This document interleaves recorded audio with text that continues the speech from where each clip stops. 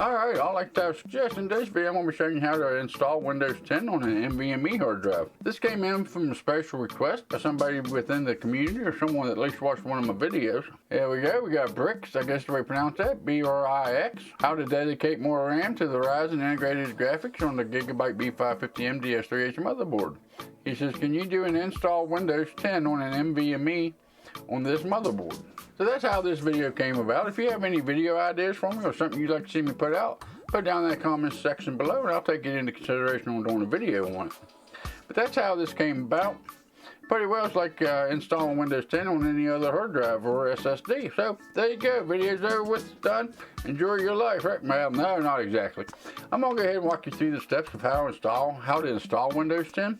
But it is pretty much just like installing on any other hard drive or SSD. It'd be 2.5 inch, or if it's NVMe, if it's a 3.5 inch spinning platter, it really don't matter. It's pretty well all the same concept. Now there is a few tips and tricks that I have for doing this. Number one, I always only have the drive that I want to put Windows onto connected to the PC. Any other drives, if it be an extra hard drive, extra SATA drive, whatever it may be, I only want the drive that I plan on putting Windows onto attached to the system. There's a reason for this. Back in Windows 7 and Windows XP, when you installed Windows, sometimes Windows 7 or XP would actually take your files and separate between the two drives if you had more than one drive installed, which means you had to have both them drives installed in the system to have an OS, which ain't a good thing. You know, you want your OS all on one drive.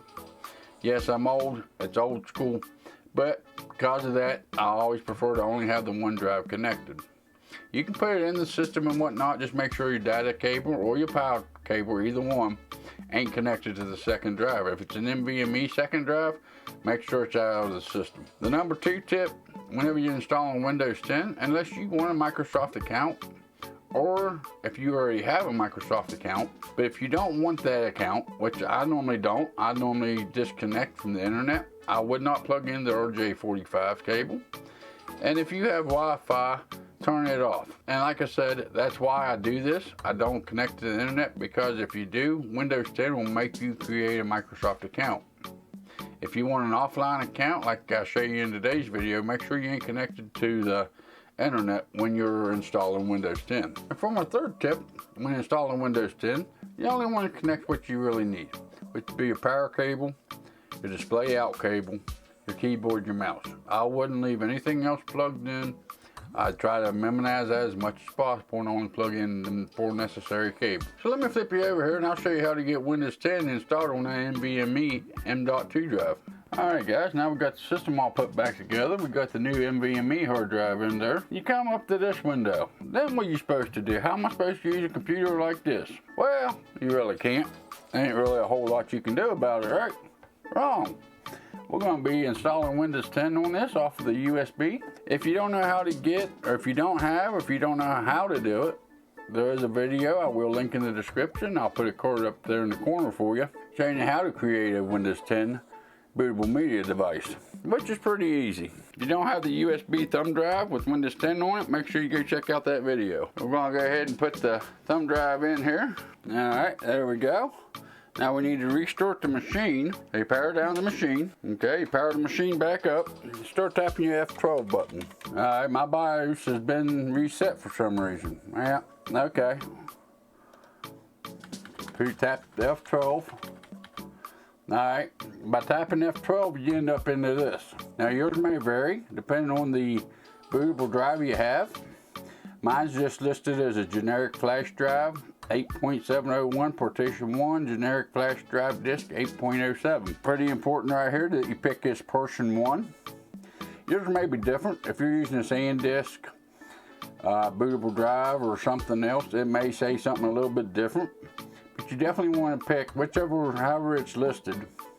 You want to pick it where it says portion 1. If you go to this one here, it will not set up. Okay, that's one way to get into it. The other way is when the machine is starting, keep tapping your delete button, which will take you into this, which is your BIOS, the easy mode of your BIOS. And once you get here, you go over here to, you can push F2 on your keyboard, or you can hit this advanced mode, either way. And you go up here to the boot. And right here says boot option, it's already got it selected for us. UEFI generic flash disk 8.01. The reason why that's already in there for you is because the motherboard realized that that was the only thing it could possibly boot off of. You want to select it, and if you double click on it, you can see the other options you have. But you want to go to that flash drive portion 1. So we'll leave that as is, save and exit, and yes. And just let it boot up, and this should start booting Windows off of that flash drive.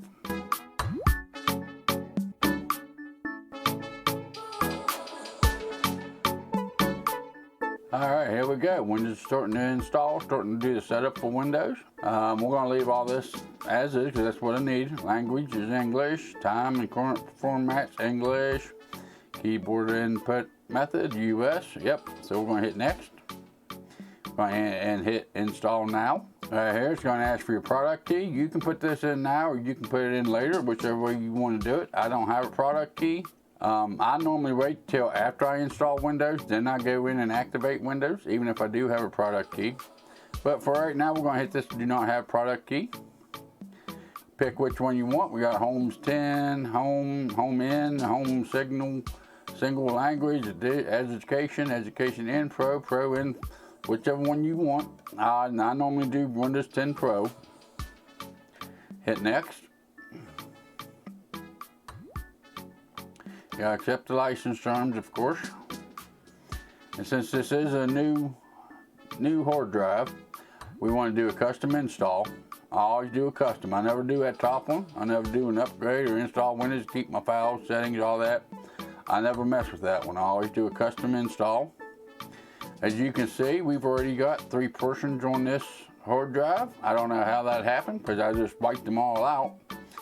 But Windows, apparently, or the motherboard's already made 3 of them. So we're going to go ahead and we're going to take this one, take that top one, portion 1. We're going to delete. And the second one here, we're going to delete. Third one down, we're going to delete. And whenever you're doing a complete fresh install, I would recommend doing this. That way you don't have nothing in the background running. You don't have other things that your motherboard may have put on there or something that's interfering with your Windows install. Now we end up with the drive 0 unallocated space, 476.9 gigs. That's about what you have left out of 512 gig once Windows does their partitioning and all that. And if you listen to me in the intro, I said to make sure that this was the only hard drive in the system. If you have other drives in the system, they'll be listed as drive 0, drive 1, drive 2, drive 3, drive 4, however many drives you have in the system.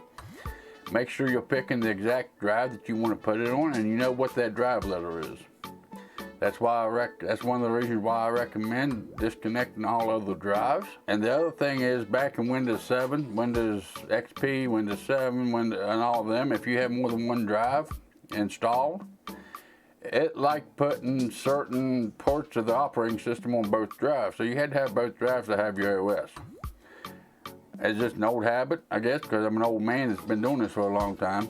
But since that was happening, I've always just disconnected all the other drives.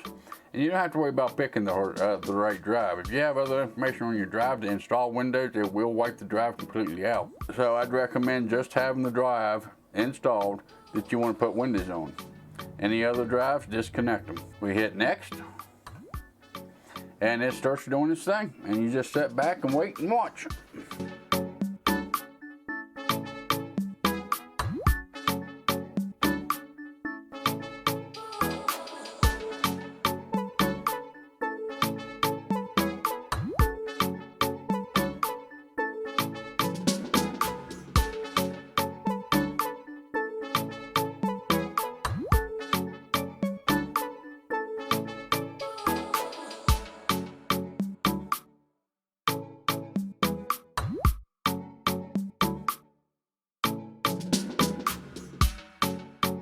Alright guys, at this point you can either restart now or just let it count down and restart. Either way it's going to restart.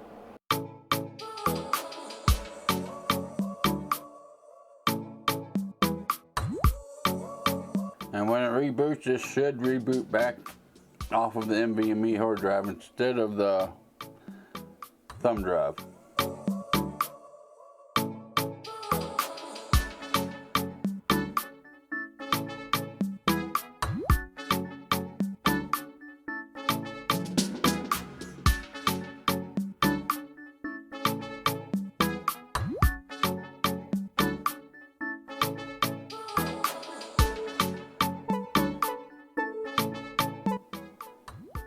Alright guys, and here we go. It's booted off the M.2 drive now. You pick what region you're in. Of course I'm in the United States. We're going to hit next. Just a moment. Is this the right keyboard layout? Yes it is. You want to add a second keyboard layout. We're going to skip. Internet connection. At this point, if you have a Microsoft account, or if you want a Microsoft account, you can go on the internet. If you do not have, or if you do not want a Microsoft account, I would not be connected at this point. I would disconnect your Ethernet cable. If you did hook it up, I wouldn't have hooked up the Ethernet cable. And if you have Wi-Fi on your motherboard, tell them you do not have internet. Because if you have internet, Microsoft 10, whenever you do the account process, it makes you have a Microsoft account. So if you don't want an account, make sure you are not connected to the internet. We're going to go down here. We're going to tell them we do not have internet. Okay, then it's going to warn you limited access, and you don't have all the added security features and all this because Windows 10 wants so much to do with you. We're going to continue with limited setup. Here you're going to use this PC. We'll call it the same thing as I got it called on the other drive. We'll just call it $600 build. You can whatever you want the username to be. Okay, then we're going to hit next. Create a super memorable password. I would recommend you doing this on your system, but for me, I swap them out all the time. The system ain't gonna be staying together, so we ain't gonna put a password. That, and if you don't have a password put in, you can always add one later. If you put a password in while you do the Windows update and whatnot, you're gonna constantly have to be typing it in. So I'd recommend to skip the password for now until all the updates, all your drivers are downloaded, all the restarts is over with, and then go in and put in your password. That's just personal preference. Maybe you feel different on that. But we ain't gonna put a password, so we're gonna hit next. And this is gonna completely depend on you. I don't know how you plan on using your computer or how you like being tracked or all that. But with me and all my systems I build, I turn all this stuff off. This is all personal preference. You can leave some of it on if you want. You can turn it all off like I do. You can leave it all on if you want. However you want to do it. Then hit accept. Let Contour help you get things done. That's up to you. If you want to talk to your computer and let your computer find stuff for you and all that good happy stuff, this is completely up to you. I don't mess with it. I hit not now. And it's going to do a few more things here in the background and whatnot. You just have to wait through it.